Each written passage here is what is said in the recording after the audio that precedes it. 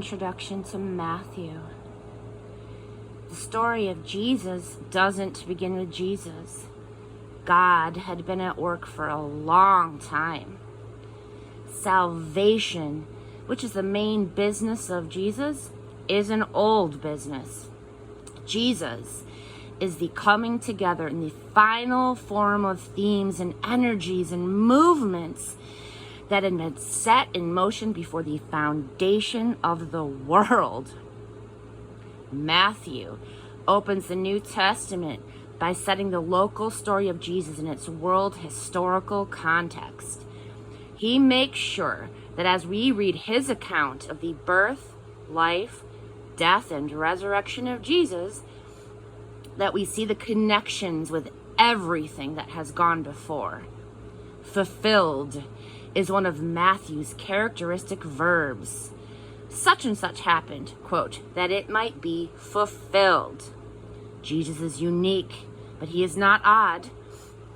Better yet, Matthew tells the story in such a way that not only is everything previous to us completed in Jesus, we are completed in Jesus. Every day that we wake up in the middle of something that is already going on, that has been going on for a long time. Genealogy and geology, history and culture, the cosmos, God. We are neither accidental nor incidental to the story. We get orientation, briefing, background, and reassurance. Matthew provides the comprehensive context by which we see all of God's creation and salvation completed in Jesus, and all the parts of our lives, work, family, friends, memories, dreams, also completed in Jesus. Lacking such a context, we are in danger of seeing Jesus as a mere diversion from the concerns announced in the newspapers. Nothing could be further from the truth. This is from when he met Jesus. Matthew was collecting taxes for the corrupt King Herod and his Roman bosses. Matthew was a small-time collaborator in the big machine that squeezed money out of his fellow Jews, holding the job that more than any other represented selling out. He was not likely a guy who bothered trying to practice the Jewish way of life given by Moses. So it is very telling that Matthew's account of Jesus' life is the most Jewish of the four that we have. He presents Jesus as the Jewish Messiah King, fulfilling God's law and showing how citizens of Jesus' kingdom can really live. Matthew was one of Jesus' 12 closest friends, an eyewitness to the events that changed everything for him. Who's this to?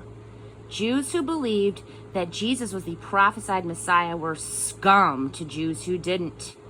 Kicked out of synagogues, followers of Jesus formed their own gatherings. Matthew wrote for those Jewish believers in Palestine for whom the debate was splitting families and for whom, quote, love your enemies was anything but a nice ideal. But he also took care to record Jesus' insistence that his message was for the world, not just for the Jews. When was this written? Roughly 6 BC to AD 30. There were many Judaisms in Palestine at that time. Some Jews thought the animal sacrifices in the Jerusalem temple were central. Others said that the temple's priests were corrupt and would have nothing to do with them. Matthew's account is harshest towards the Jewish sect that was closest to what Jesus practiced, the Pharisees. The rabbis, or the Pharisees' term for, quote, teacher, interpreted Moses' teachings so that ordinary people could live them. Jesus, who is also called rabbi, claimed the right to throw out their interpretations, many of which had long pedigrees, in favor of his own God-inspired understanding.